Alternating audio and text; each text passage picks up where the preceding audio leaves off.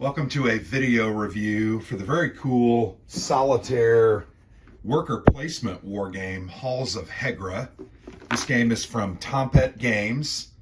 It came out in mid-2023, and it took me about 6 months to get around to playing the game, unfortunately. Here on the back of the box, you can see the designer's name is Peter Schenke Olsen. And once again, published by Tompet Games. This was on Kickstarter maybe 2 years ago. I know that Alexander did a preview video at that time. He played a prototype copy and shot a video explaining how it played and what he liked about it. There's a lot to like in this game. Frankly, not a whole lot that I didn't like.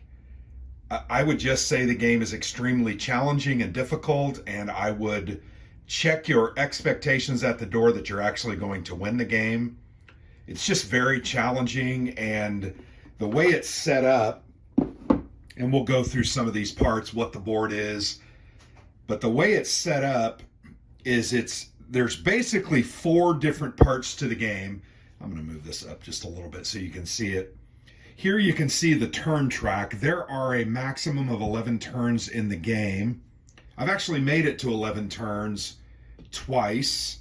One time I think I basically died at turn 6 or 7.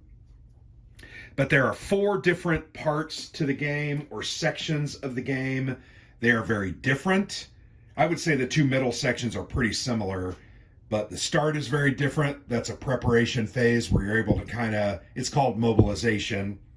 You're able to build up your forces, recruit, get enough supply into your supply area, repair the different areas of the fortress, and just get ready for basically the onslaught that is to come. Then the middle part of the game is the first attack phase and the second attack phase. And those are where the German soldiers, and I didn't give you the historical look at this, but this game, 1940 Norway, the Germans are coming through at the beginning of World War II, and the Norwegian volunteers and soldiers near a small town called Hegra are holed up in this old World War I fortress, depicted on the map here by this bluff. And they're holed up in that fortress. The fortress is snowed in. It's on top of a mountain, overlooks a valley, overlooks the town of Hegra, the village of Hegra. And basically for 11 days, the Germans probed and attacked on the left and right, moved up, bombarded, dropped bombs on the defenders, tried to starve them out, deny them supplies, and then ultimately the brave defenders surrendered, right?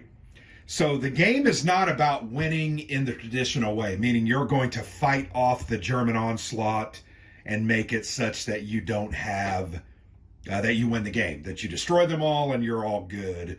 It really is going to boil down to different levels of surrender. Unconditional surrender is an automatic loss. If you're giving in and you aren't able to put up a good enough fight that they have to offer you some kind of term, you're going to lose. But then there's other phases of victory shown here on this part of the track. German retreat is the best thing you can get. I'm telling you, I've never really even come that close to that. Although you can see by the position of this marker, I'm actually only 1 step above it. The playthrough that I shot, that you're probably either going to watch after you watch the review or have already watched, it's a 90-minute playthrough. I'm telling you, I recruited well. I was able to get my guys out, got enough supply. Luckily, drew the German patrols that didn't cause me issues. Was able to get a lot of things repaired, and actually shot my cannons, my artillery, at the airfield, taking out some of their stuff, thereby gaining me a better win condition. Basically, they put up a better defense, and the Germans are more willing to offer terms. But But once again, there's different levels of surrender. Unconditional is the worst. You're going to lose. Surrender means you're giving up, but you're doing fine. Honorable surrender.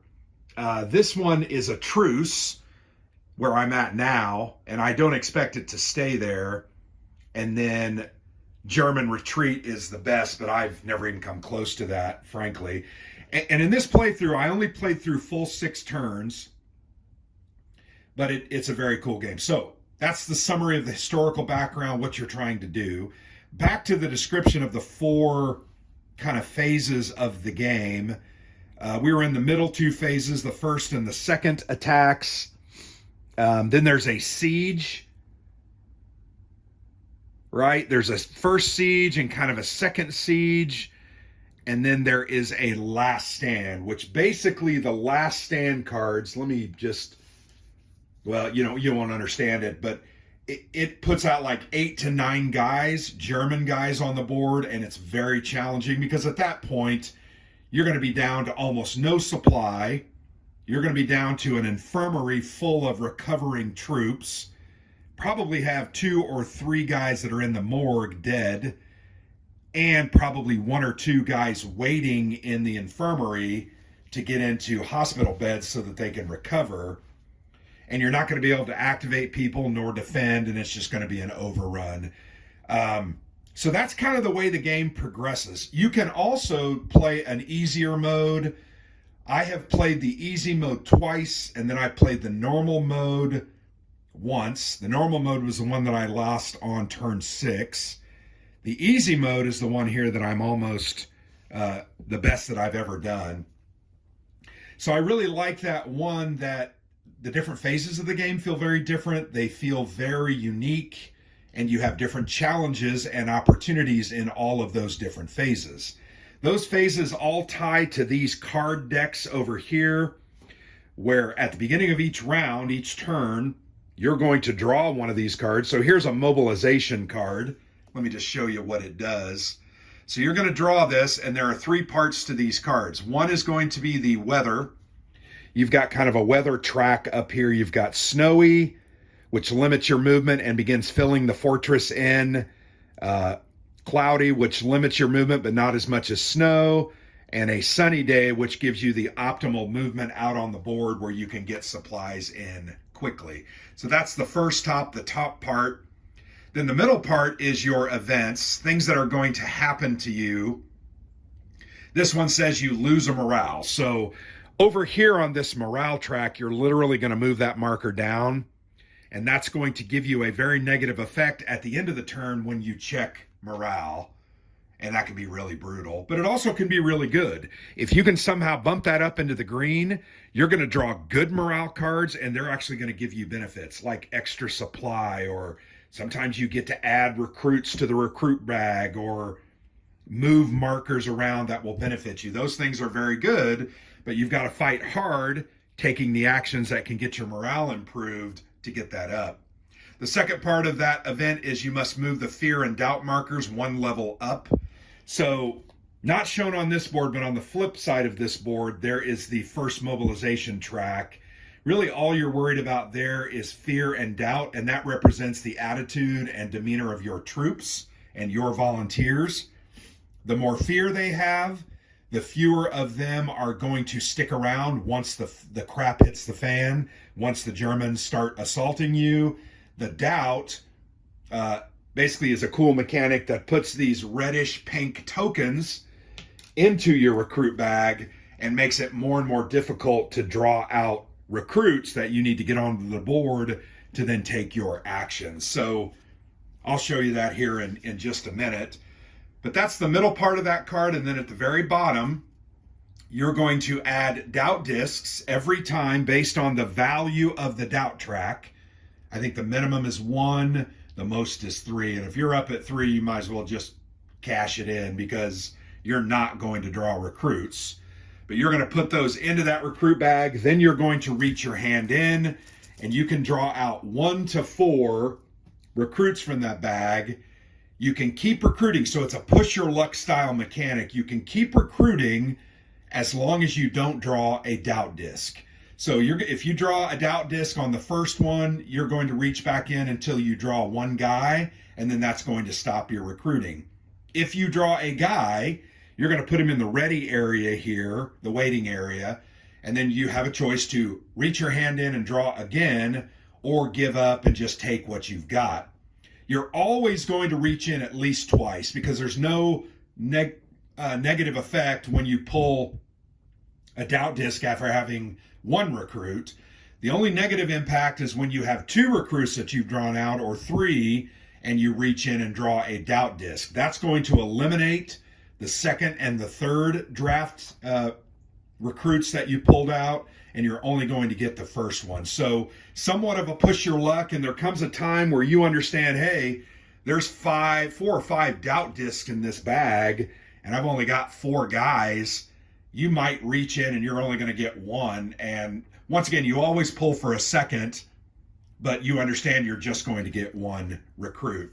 And that's what that symbol means, recruit, pull out of the bag. So that's an example of these mobilization cards. And one of the things I really enjoy about these mobilization cards is you're going to pull no more than 3 or 4.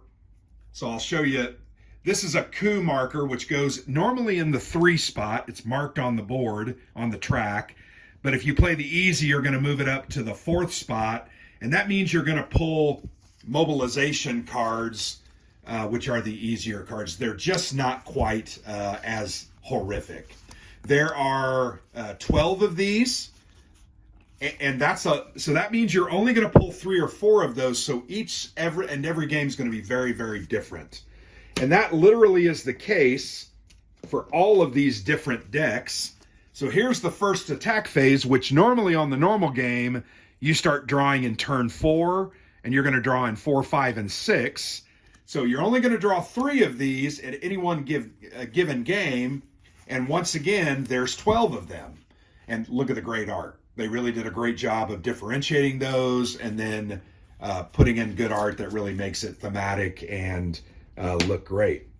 The same here with the Siege 1. Siege 1, you're only going to typically draw 2 of those cards, sometimes 1, and there's a bunch of them. There's not 12. I think there's 8, 4, 5, 6, 9. There are 9 of those. Then you have Siege 2, which you're only going to draw 1, 2, maybe 2 or 3. 3, 6, 9, and you have 10 of those. So once again, there's a whole bunch that you're not going to see in every play, and that's going to add to the variability. And then finally, the last stand phase, which is your very last hurrah. You've only got 3 different cards, so you pretty much know what is going to come when those are pulled. They are always snow, which means you're not going to be able to move very much out on the board, but at that point of the game, you're probably not moving much on the board anyway. But anytime a snow day happens, you're going to move the snow marker 1 to the right. If that snow marker ever reaches above 5, then you're going to start losing morale, and that's a negative thing. That you can't afford to have that happen. But then you can see some of these events: injure 2 defenders or move surrender 1 level up. Moving surrender 1 level up basically makes it closer for you to losing. Move the defense, the fortress defense level 2 levels down. That's very bad because your guys are going to get injured. And then draw 3 tiles from the hit bag. You've got the hit bag here, which contains a bunch of hits and misses. Here, I'll show you. And I built this bag about as good as it's ever going to be built. Every time you repair stuff out here, like your guns or your positions, or even this space over here on the counter patrol, you're going to put these build markers into that hit bag, and sometimes those will be drawn out and take those away from you. Then you can fill the bag. You can seed the bag with miss markers. When you pull that miss marker, it's going to go out of the game, but you're not going to have a negative effect from that. And you can see here, let's see how many I've got. 3, 6, 7. I've got 9 in there. There's only 10 in the game, and I started with 1. So ultimately, I ended up putting 8, and that's from doing different actions, taking events, finding things in the snow in the fortress. And then this black one, which you can see I only have one artillery so far, which is good. That means the artillery is going to be deployed onto the board. You're auto going to lose at the end of the round if you ever have 6 of these arty pieces out on the board. You can see I have none yet. They typically start coming out in turns 6, 7, 8, 9, 10, and 11. But that's one thing I really like about the game is the variability of the different cards. The other thing I really enjoy about the game is this morale concept, the morale track. Once again, you're going to manipulate this up and down as the player due to events that come up, negative things that happen. And at the end of every round, you've got some modifiers that you're going to move it up even further. And then you're going to adjudicate either positive, the green ones, or negative, the red ones. So let's say I was up at positive +2. I'm going to go to the high morale card deck right here, and you can see during this game, I've drawn a lot of those high morale cards. You're going to draw, like if you're here in the second position, you're going to draw 3 of those high morale cards. Put the deck back. And then you're going to enact 2 of these. Now, these are bad cards. These are despair that ultimately ended up coming in because of events. And I drew 3 and I can do 2. Now, unfortunately, these despair cards say you must choose this card when drawn. So 2 out of 3, I've got to do these 2 despair. They don't do any negative effect, but they kind of gum up the work. So let me go ahead and pull 3 more just to show you. So they have different abilities based on the different phase that you're in. You can see mobilization and first attack, siege 1 and siege 2. But here you can see lower suspicion 2 levels. The suspicion track is out here on the board. As you move up and down these supply routes to get to these supply sources and then bring them back to the fortress, every time you get back, that's going to increase that 1 level. What that does is when you move through, you try to sneak through the German lines. You're going to have to roll above. I think it's actually, yes, it's above. Equal to or above that suspicion level. So the higher it gets, the harder it gets. If you fail, they capture you and you lose that supply. And that's never a good thing. So you can lower that 2 levels. Boy, that would be really good. Right now, it would go down to a 1. This one is repair 2 damage tiles. So, for instance, you can see this gun. This is gun number 2 that I dug out of the snow of the fortress. It has 3 spaces, 2 of which are target symbols, which means I can shoot twice with that gun and do 2 things. They have damage tiles, gun 2, and this card allows me to remove 2 of those, which normally is an action. So for free, I would just remove those tiles, and then all of a sudden, bam. Well, bam, that gun would have 2 targets. When paired with my first gun, I have 4 symbols. I can remove 4 guys.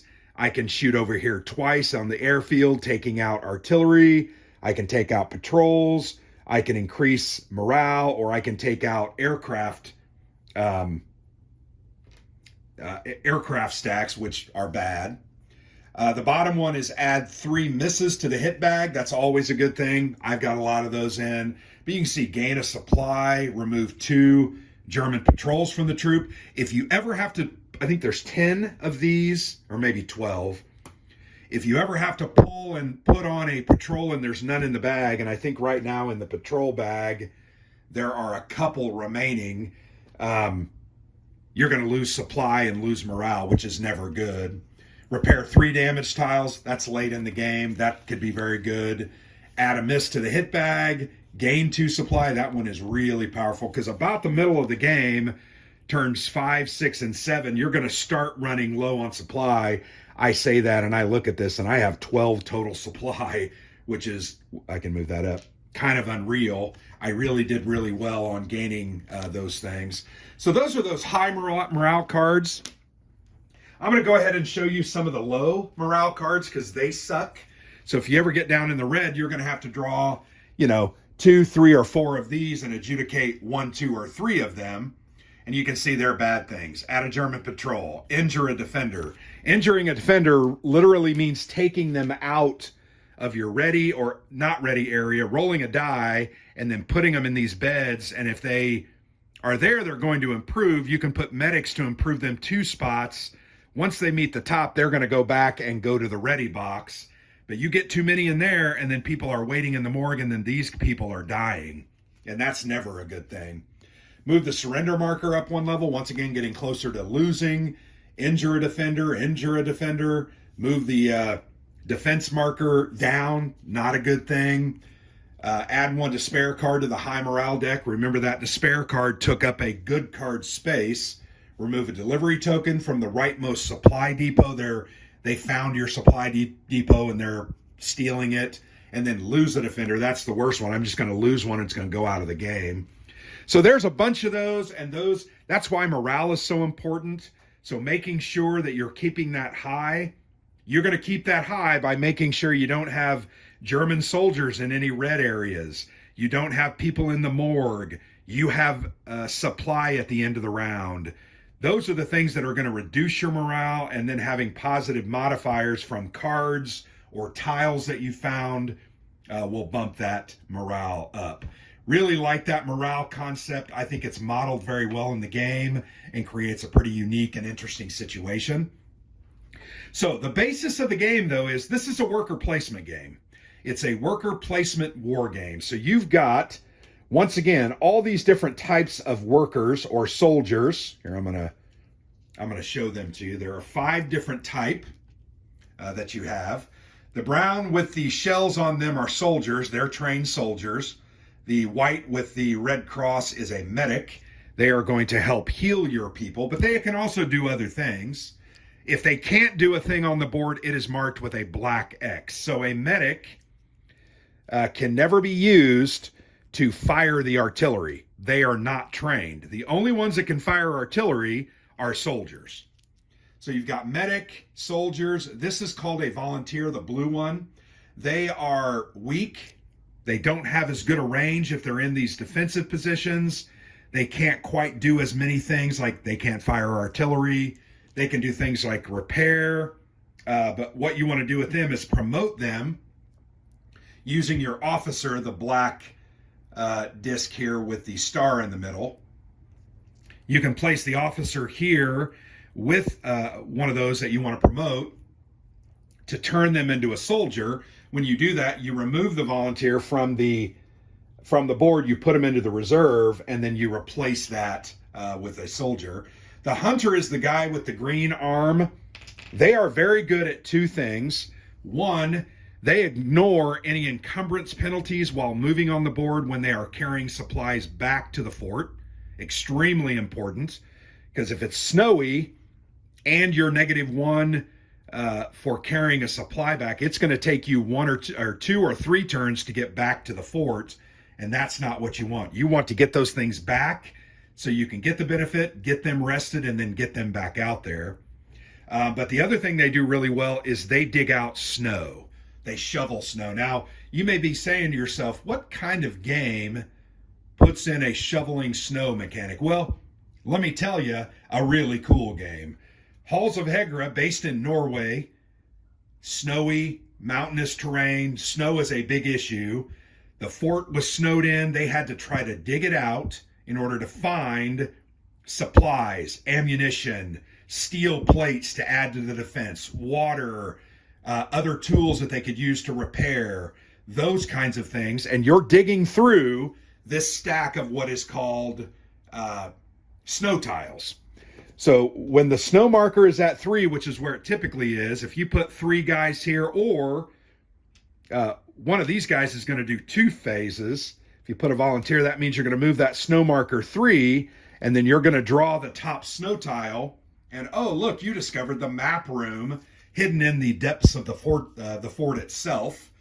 And if you place guys this ×2 position, and you can see volunteers actually, 1 volunteer can represent 2 pieces in this one.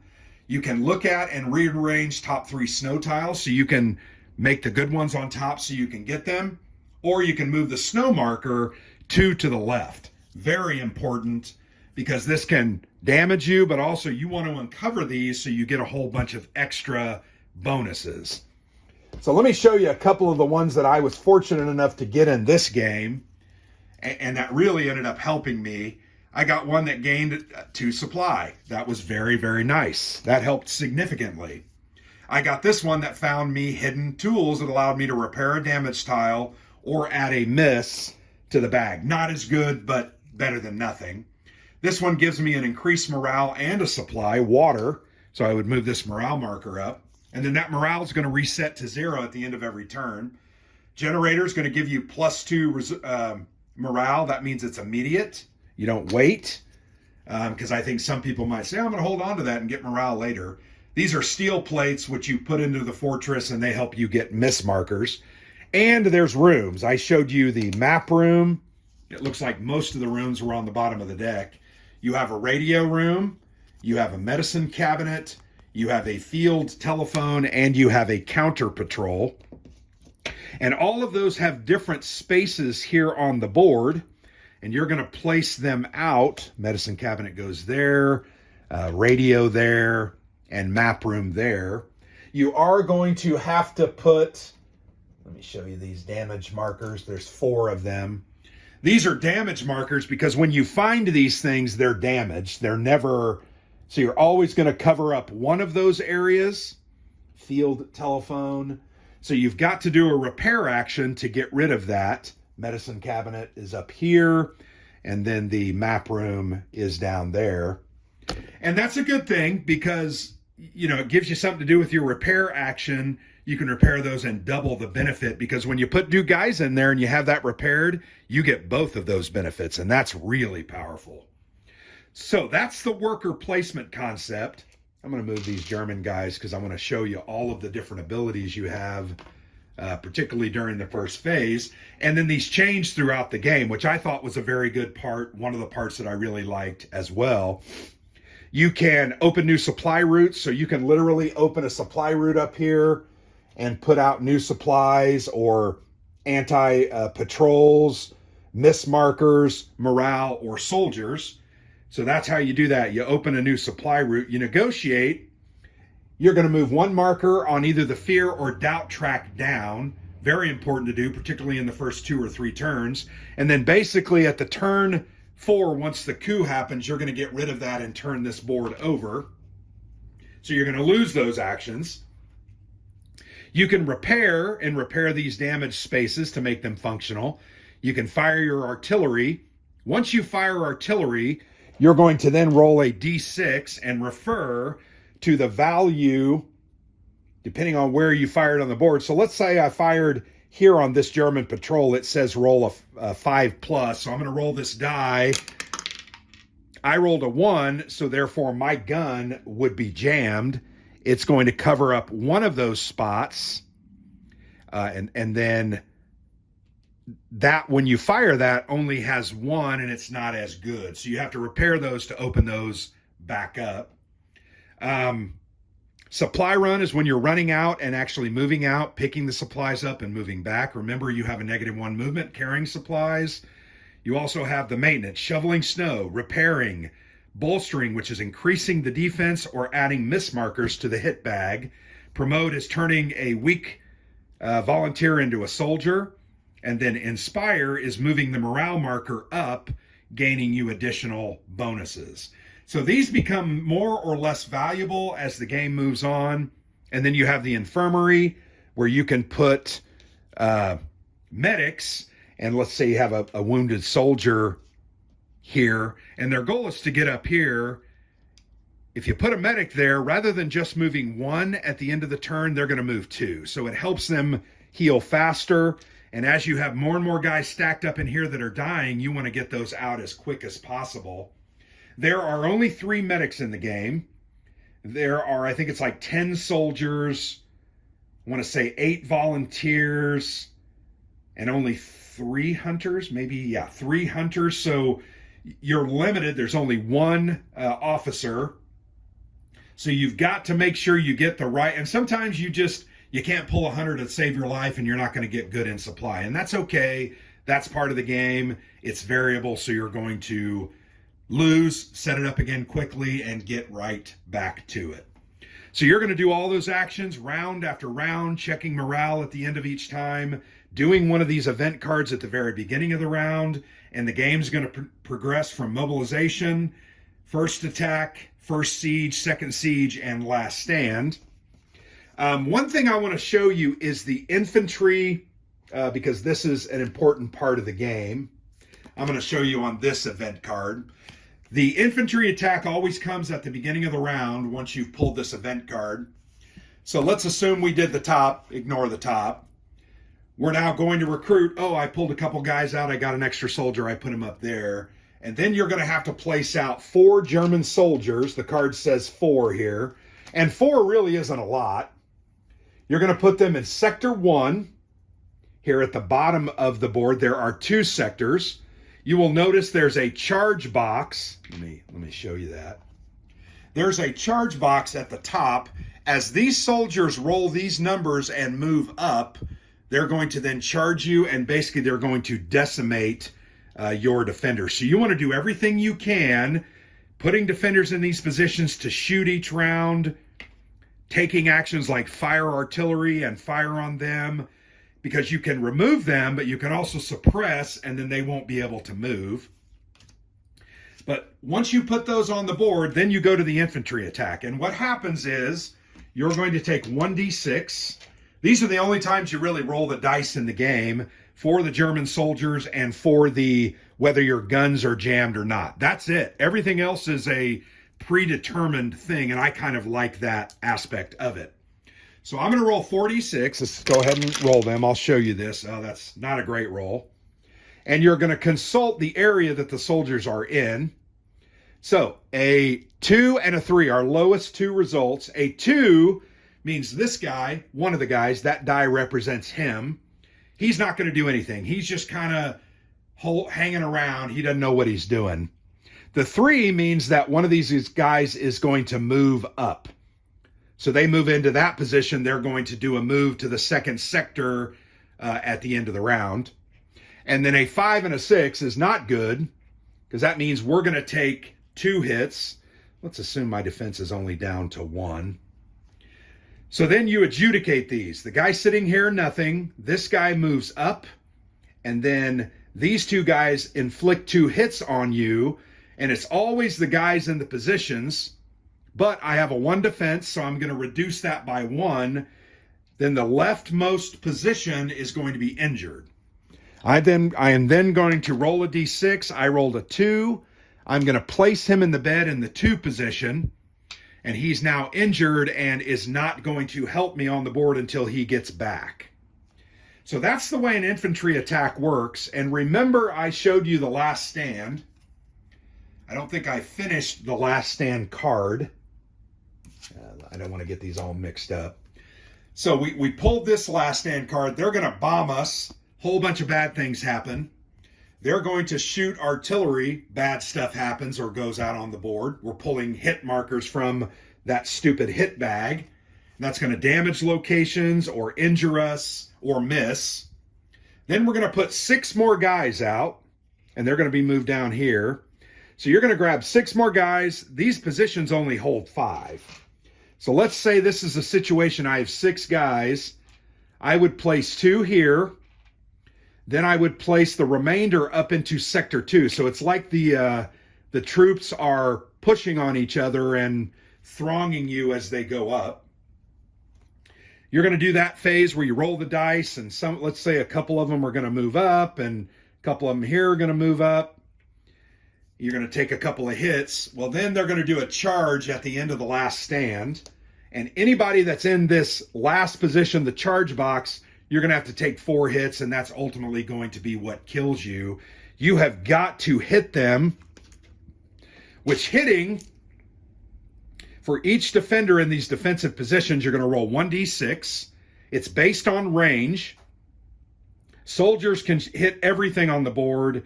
If there were hunters or volunteers, they would only be able to shoot the second sector. They just don't have the range. So you're going to roll, we have 3 defenders. We're going to roll 3d6. 1 through 3 is going to suppress our choice of any of these soldiers. I would want to suppress these two guys up here that are getting ready to charge me, lay them down, that way they can't do anything. And then the number 6, I would remove, so I'm going to remove this German soldier, and then we're going to get charged by 1. I'm going to get another guy, and that's going to not be good. But on the last part of the card is a double movement. So basically, you're going to have guys move up again, and you're going to take probably 2 charges. And that's something that you just, if you're not prepared, you haven't been keeping these thinned out, you're going to struggle. All right, let's talk about the worker placement, because we never talked about what you can do, how that works. So your workers, your soldiers, volunteers, etc., have one of 3 phases. They are either ready, which means they are able to be placed out on the board in these positions. They are either resting, which means next turn they will for free move into the rest and ready area without you paying in any supply. You can only ever do 1 or 2 of those. And then these guys, in order to get them to the ready section, you're going to have to spend supply based on the position of the supply track. That is going to determine how many of those units you can get to the ready box for each supply you spend. At this point in the game, this was turn 7, we were down to 3 units will get refreshed for 1 supply. So I spend a supply, I'm going to refresh and get ready 3 of my soldiers. I'm going to spend another one, get my hunter and 2 volunteers ready. So for 2 supply, I got 6 units moving in. And then these 2 at the end, I can say, okay, they're going to the rest box. So now under this condition, these are the guys in the ready box that I can place out on the board. This is a very important part of the game, keeping enough supply to keep that process going. Sometimes these morale cards will allow you to move 2 or 3 units over to the ready box. You're going to take those almost every time, particularly when the supply level is low. It'll go down to 1. And if you ever get down to that point, you're in real trouble. You can also spend morale. For each -1 morale you move your marker down, you can move over 2 guys. You're kind of forcing them to get out on the lines without bullets or weapons or food or grenades, and they're not real happy about it, so they're more than willing to surrender because they're pissed off about it. Very important part of the game, keeping them healthy, keeping them moving, and then getting them out on the board, digging these things out, making it work so that your actions become the most efficient actions that they possibly can become. So, is this a real war game? Well, I always believe that's in the eye of the beholder. I think it's a war game. It is a Waro style war game, which means a war game / Euro game hybrid. There's nothing wrong with that. I love these games. I play a ton of them. If you can see over there, I have a States of Siege series game, which some argue those aren't war games. I don't really care about that argument. I think it's dumb. This is a very cool game based in history. It has war and combat and shooting and logistics. The only thing it doesn't have is hexes, but that's okay. Not every game has to have hexes. But I'm going to be honest, I really love this game. I didn't go over some of these parts. There's a lot in this game. I'm just going to be honest. I thought the rule book was absolutely, excellently supreme and usable. There is a play aid on the back that is very useful. Once you get the general mechanics down, you're going to follow this based on the phase you're in, and it's going to keep you right on track. And if you want to follow up with those rules, it's right here. So excellent job by the publisher on making this playable, making it easy for players to play it. I thought that was really, really nice. The production quality on this game is just fantastic. From the beautiful art on the cards to the quality of the cards, the quality of the different components that you have. Now, I'm not sure that really looks like a German soldier. It's black, so it's hard to see, but it's cool. When you put those up on the board, they stand out. I also really like the worker markers. I love the little artillery guns. They look like old style artillery guns from early World War II. Love the different markers that you have. Love the concepts with the hit bag, the recruit bag, and with the patrol bag. So this is somewhat a bag builder as well, where you're trying to dilute or make better these bags so that you pull out better results. That is a very interesting part of the game. And I think after 4 full plays, I have got that down. I understand the importance of miss markers going in. I understand the importance of taking off the board things like the German patrol markers. So occasionally firing your guns at them, even though you might want to fire at the Germans here. But diluting these bags and making them better for you is most important, as is keeping your morale high. There's just a lot of concepts that I really like in this game. And really the only luck-based elements are the few dice rolls that you have for attacking German troops when they roll, when you are shooting at German troops. And the other cool thing, I didn't show you this, I do want to show you this, because this board then ultimately at the end of the game gets removed, and I can't lift this up, but you can see this track gets a lot longer. It can hold more German soldiers.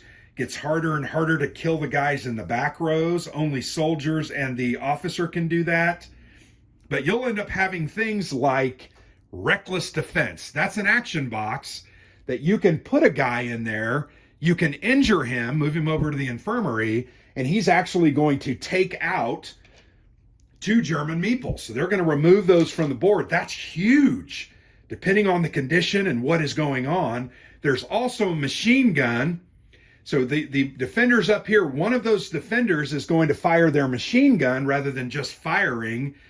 So you're going to roll the other 3 defenders on this table, but then on this one you're going to roll, and they're going to hit on a 1 to 3. They'll suppress 3 units because it's a machine gun. And then on a 4, 5, and a 6, they're going to hit and remove 3 units. Now that gun can jam. There's a box there. So if you miss that roll based on here that I showed you when we fired out there, that's going to be jammed and you're going to have to repair it to be able to use it again. I really like those elements. I like the choices. I like trying to understand the strategies and the concepts.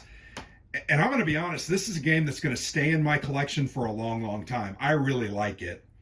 In fact, I think it's my second favorite solitaire game in 2023. My first favorite is from Revolution Games, Take Aim Designs, the Stalingrad Attack Advance on the Volga. Really a great game, but this is a great game. Couple of comments that I would have that I would have loved to have seen different. Now, they went to extreme ends on the production. You can see these little markers. These should be recessed. These little cubes, these spots should be cut out so I can put that down in there and it doesn't move. How many times have I moved these markers accidentally? Oh, the coup marker or the turn, I don't remember what turn it is, or the surrender marker down here on the bottom of the board. How many times have I moved those accidentally? That happens up here, here, here, here, here, and here. I felt like a recessed board would have been that much nicer and that made the game that much more playable. But I'm going to be honest, that's about the only bad thing I can say about the game. The rules are very good. They're clear. They're well laid out. Production's great. Gameplay is very fun and engaging. And there's a really interesting phenomenon that happens as you play this game.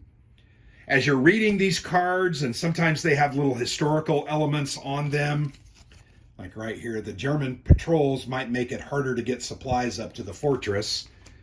You start feeling as if you're here. And to me, a game that can cause that type of feeling is a fantastically designed and really thematically integrated game. And I think that's what Tompet and Peter Olson made this a really great game. You feel for these defenders. You feel for their cause, for their effort. There's even one of the cards, and I can't remember which deck it is in, but you don't get a choice, but you find a wounded German soldier just outside the gates, and you are required to put him into the bottom space on one of your hospital beds. So you absolutely are having now to treat the enemy and thereby not being able to treat all your guys. Man, that was when I saw that event, I was like, oh, that's so good. I really enjoyed that part. There are a couple things like that, and I think that's a great testament to the designer, his vision, what he was trying to do, and ultimately what he really succeeded at doing. So there you have it, 45 minutes of me blah, blah, blahing. But I want you to understand how cool I think this game, how interesting it is, and how fun it was to play. To play this game takes about 2 hours. I think 2 hours when you understand the rules, 2.5 to 3 when you're learning. So you need to understand that. This is a little bit of a commitment, but you can play it, stop it. You know, hey, I played to the end of turn 6. A lot of times what I do is I take a die and I just put it on top of where I am or what card, if I'm in the middle of a card or what have you, and that reminds me, hey, when I come back, that's where I was. I do that on a lot of solitaire games, but that really helps me, and you can play the game 30 to 40 minutes at a time. I think it really will reward people that sit down for 90 minutes to 2 hours, play through the whole game, experience the whole thing, learn, grow, and understand what's going on. And then, frankly, you are immediately compelled to almost set it up immediately and try it again because you're sure that you can do better. You are positive that you understand the rules, positive that you now know the strategies. But keep in mind, there are some random elements, draws of cards, draws of these cards, rolling the dice. Nothing is guaranteed. Nothing is a given, and nothing is assured. And I think that's a fantastic thing about this game. So there you go. I love it. I love Halls of Hegra. Really enjoyed it. Can't wait to play it again. In fact, I think when I'm done here, I'm probably going to set it all up again and play for my 5th time. But I do really enjoy the game, and I hope you enjoyed me talking about it. Check out the unboxing video as well as the playthrough to get a look at the components and understand how the game works a little better. But I hope you give this game a chance. Definitely give it an opportunity. Tompet Games is a great company. Go ahead and check it out. So I've been Grant for the Player's Aid.